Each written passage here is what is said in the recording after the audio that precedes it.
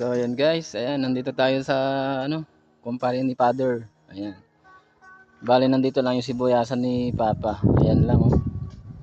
Ayan, bale ito yung kay Uncle Willie. Ayan, may fish panan siya dito. Oh, ayan oh. May fish panan siya.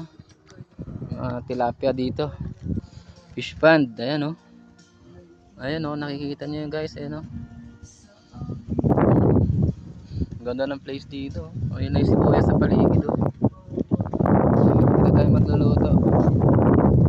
Ayan, dito na tayo pinagluto nung pare ni Papa, si Uncle Willie. Ayan. May papo oh. Kakatayin na daw to eh. Ayan. Pang birthday daw. Ayan.